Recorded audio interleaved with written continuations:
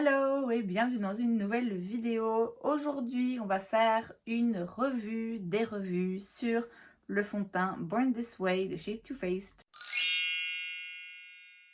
Si vous ne le savez pas, j'ai sur ma chaîne une playlist que j'ai nommée Revue des revues.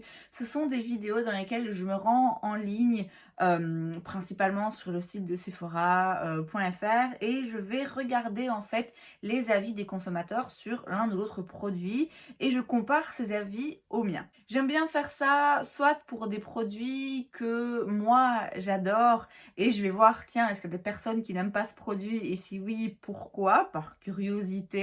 J'aime bien aussi parfois faire ça, comme c'est le cas aujourd'hui, pour des produits que je n'aime vraiment pas et que pourtant beaucoup de gens semblent apprécier. Comme je le dis à chaque fois, c'est une petite piqûre de rappel que toutes les opinions, tous les avis que vous voyez en ligne, que vous voyez dans les vidéos YouTube et autres, ce ne sont jamais que des opinions et des avis de la personne concernée et que même quand tout le monde adore un produit et qui fonctionne pour tout le monde, ça ne veut pas dire qu'il va fonctionner sur vous.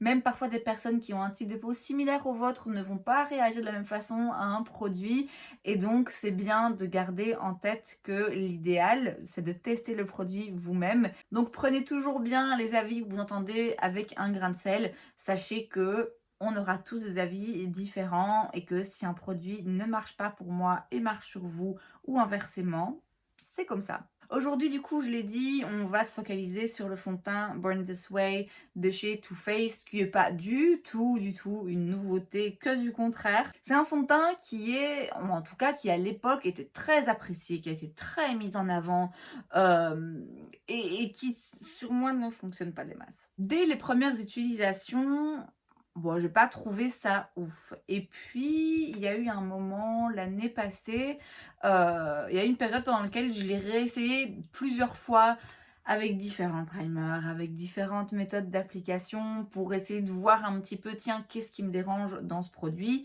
Et je l'aimais vraiment pas du tout. J'en étais venue à cette conclusion que peu importe à quel point tout le monde semble encenser ce produit, sur moi, c'est non. En prévision de cette vidéo, je l'ai reporté 2 fois au cours de ces quelques derniers jours et je dois avouer que c'est moins pire que dans mon souvenir.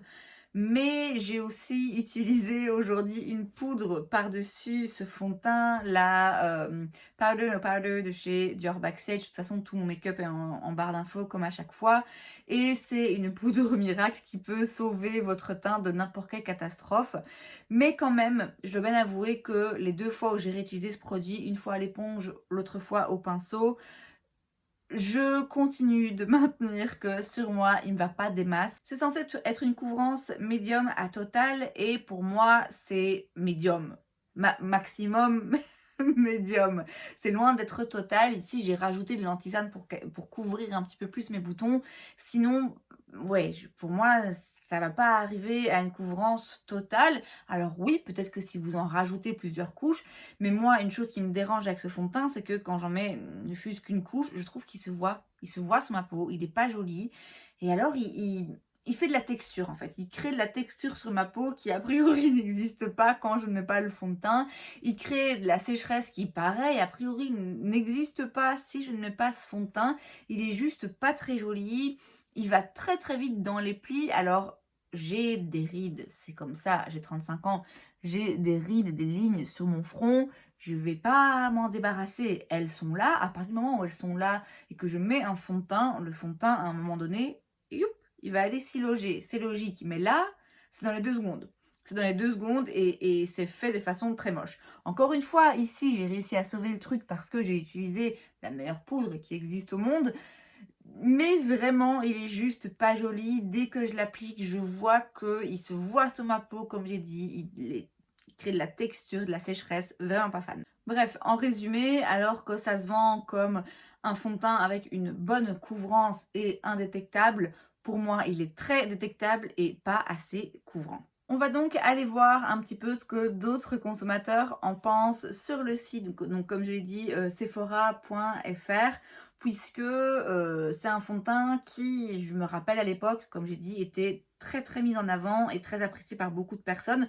Donc on va voir si ça se reflète dans les avis ou si finalement j'arrive à trouver des personnes qui ont un petit peu plus mon point de vue. On commence par un petit overview puisque la note globale du produit c'est 3,8 étoiles sur 5. Vous voyez, c'est déjà moins que ce que je pensais et que ce que les revues et ce que j'en ai entendu dire pendant toutes ces années m'auraient laissé croire. Il y a 394 avis avec 5 étoiles, 197 avis avec 4 étoiles, 91 avis avec 3 étoiles, 76 avis avec 2 étoiles et 109 avis avec une étoile quand même. Je commence par trier les avis avec les notes de la plus haute à la plus faible pour aller voir ce que les gens qui aiment ce produit en disent. Alors, quelqu'un qui a un type de peau mixte dit que le fond de teint est facile à appliquer et assez couvrant. Je suis très contente de ce produit. Oui, non, pas pour moi. Facile à appliquer. Oui, c'est pas un fond de teint trop liquide qui va partout, c'est pas non plus un fond de teint trop épais. Donc en termes de texture à l'application, oui, en effet, c'est pas difficile à appliquer. Maintenant, c'est pas non plus une facilité à estomper qui me saute aux yeux. Quelqu'un avec une peau sèche, à noter, je rappelle que moi j'ai une peau mixte à tendance grasse, qui dit j'ai enfin trouvé le fond de teint, il est couvrant, il donne un très bon teint. Bon, pareil, moi je suis pas forcément d'accord avec la couvrance. De nouveau, hein, c'est pas la première fois que ça arrive dans ce genre de vidéo où je me rends compte que, alors que j'ai la peau mixte, un fond de teint, moi j'ai l'impression, m'assèche la peau. Et puis finalement, quelqu'un qui a la peau sèche dit il est fabuleux, il est hydratant. Donc vous voyez, ça prouve bien que faut tester pour avoir une opinion vraiment pour soi-même. Quelqu'un avec un type de peau grasse dit c'est mon fond de teint préféré, le plus naturel, mat mais pas trop. Il fait un teint frais et lumineux. La teinte porcelaine est parfaite pour les teints clairs, elle est naturelle, pas trop blanche et se fond bien avec la carnation. Packaging au top. Seul bémol pour cette marque, c'est qu'elle n'est pas éligible aux offres de réduction Sephora. Oui, en effet, je pense que c'est toujours le cas. Hein. Bon, après, sauf pendant les journées gold, évidemment. Ouais, moi, j'ai pas, j'ai pas du tout ce résultat sur ma peau. Je trouve pas qu'ils sont naturels, que du contraire, il se voit, en tout cas sur moi, hein, il se voit. Ouais, il me fait pas du tout un teint frais et lumineux. Ouais. Tant mieux, hein, tant mieux pour cette personne, mais moi, clairement, ça me fait pas ça. Hein. Quelqu'un dit meilleur fond de teint et pourtant j'en ai testé plein. Une autre personne dit pour avoir testé une multitude de fonds de teint, celui-ci reste dans mon top 3. Il se travaille facilement, la couleur ne s'oxyde pas et le compromis entre couvrance et naturel est parfait. La texture matche bien avec plusieurs de mes anti-cernes, ce qui peut parfois être un casse-tête. Juste un bémol, la pompe ne permet pas de récupérer l'intégralité du contenu. Oui, bon, ça, les pompes, c'est toujours un petit peu à double tranchant. C'est facile et pratique et en même temps, bah ouais, il y a toujours un petit peu du produit là-dedans que vous n'arrivez pas à avoir. Ça me fait sourire de voir cette personne qui dit que c'est le parfait compromis entre couvrance et naturel parce que c'est en effet ce que j'ai souvent entendu dire, c'est que c'est un fond de teint qui apporte une couvrance quand même correcte et qui en même temps ne se voit pas et reste quelque chose de plus naturel, ce qui est l'idéal évidemment, c'est ce qu'on recherche tous, d'avoir un fond de teint qui couvre juste ce qu'on veut qu'il soit couvert, mais qui reste naturel, qui reste joli et qui nous fasse un joli teint. Et moi, c'est justement ce que j'arrive pas à obtenir avec ce fond de teint et c'est moi l'opinion tout à fait inverse que j'ai, puisque moi j'ai l'impression que ça ne couvre pas ce que je voudrais qu'il couvre et que en même temps, il se voit fortement sur ma peau. Une autre personne avec un type de peau mixte et qui dit ce fond de teint est ultra couvrant mais ne fait pas pot de peinture, très facile à appliquer et n'assèche pas la peau. C'est pas ce que moi j'ai vécu. Pourtant, a priori, on a le même type de peau. Donc, vous voyez, même avec quelqu'un qui a priori, le même type de peau que le mien, ça marche pas de la même façon. Bon, on change notre fusil d'épaule et maintenant je vais aller regarder les notes les plus faibles. C'est quand même toujours un petit peu ce qu'il y a le plus marrant, on va pas se mentir. Et on commence avec quelqu'un qui a donc la peau mixte et qui dit horrible sur la peau. J'ai acheté ce produit car j'ai vu que pas mal de youtubeuses vendaient du rêve sur ce fond de teint, mais quand je l'ai mis, et je l'ai pourtant essayé plusieurs fois, c'était une catastrophe. Il marque toutes les zones de sécheresse et fait effet plâtre sur la peau. Je pensais que c'était ma peau qui avait un problème, mais pas du tout. En voyant les autres commentaires négatifs avec les mêmes remarques, ça m'a confirmé mon avis. Bref, ne l'achetez pas, pour 40 balles, vous avez des fonds de teint de bien meilleure qualité sur le marché. Oui, oui, voilà. C'est en effet ce que je remarque aussi, qui va marquer les zones de sécheresse, qu'il n'est pas joli du tout. J'ai aussi essayé de différentes façons, j'ai aussi essayé à différents moments, à différentes saisons, je vais dire, puisque ben voilà, c'est vrai que parfois on a une peau qui est un petit peu chiante, on ne sait pas pourquoi, et qui ne coopère pas vraiment.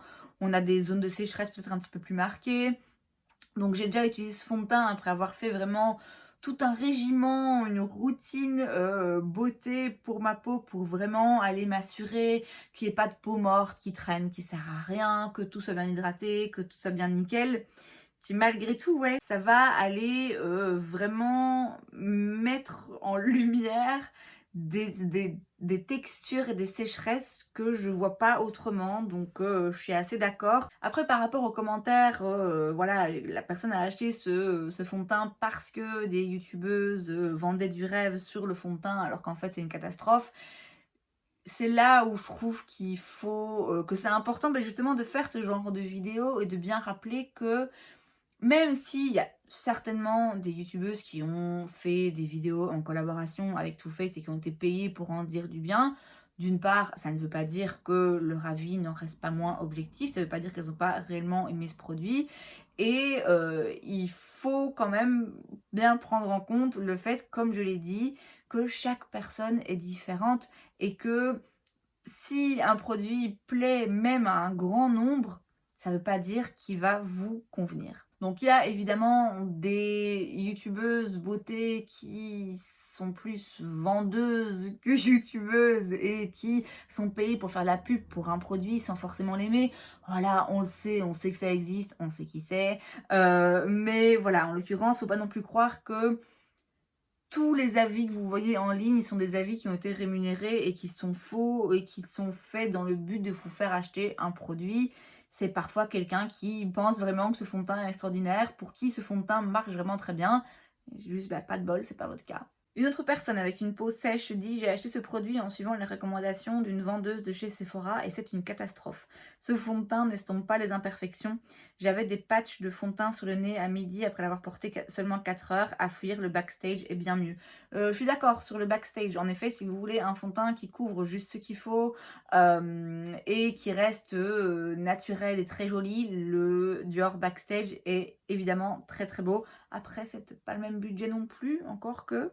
De nouveau, par rapport aux recommandations de la vendeuse de chez Sephora, bon alors certes, pour le coup, elle est vendeuse. Son but, son gagne-pain, c'est de vous vendre des produits, de vous les faire acheter.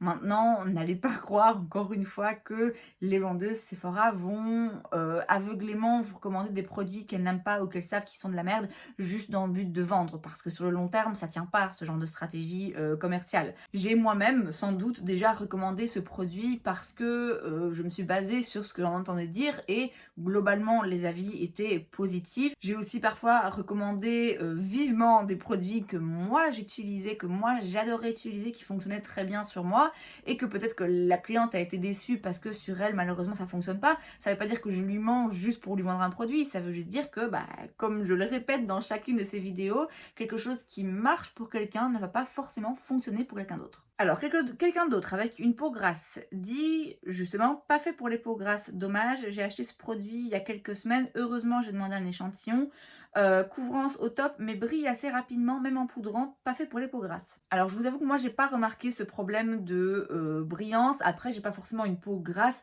La zone T de mon visage a tendance à rebriller un petit peu en fonction des produits. Ici, ça n'a pas été le cas. Moi, j'ai l'effet inverse. C'est que malgré le fait que j'ai pas une peau sèche, j'ai l'impression que ça la sèche, que ça crée de la texture et de la sécheresse. Là, il n'y en a pas. J'ai une autre personne, donc toujours avec une peau mixte, qui dit: vraie catastrophe. Ce fond de teint est une vraie catastrophe sur ma peau. Sa promesse d'une couvrance indétectable est absolument pas tenue, car le fond de teint se voit et bouge toute la journée pour migrer, voire s'estomper complètement. Sans parler de sa composition, pas clean du tout. Heureusement qu'ils ont sorti sa version mat qui, elle, est réussie. Je suis d'accord, ça ne tient pas la promesse, en effet. en ce qui me concerne, d'une couvrance indétectable que du contraire. Il se voit, ça je suis d'accord. Bon, après la compo pas clean, ça va être le cas de la plupart des fonds de teint, hein, soyons clairs. Je sais en effet qu'ils ont sorti une version mat de ce fond de teint qui, d'après cette personne, est pas mal. Moi, je suis pas prête de sauter le pas puisque celle-ci, qui n'est pas censée être mat, je trouve a un effet un petit peu sec et plâtre sur ma peau.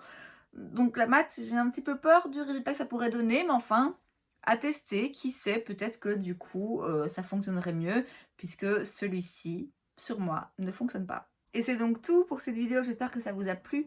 Si c'est le cas, n'hésitez pas à laisser un like. Vous pouvez aussi vous abonner à ma chaîne parce que c'est gratuit, donc pourquoi pas. Et moi, je vous vois la prochaine fois. Bye!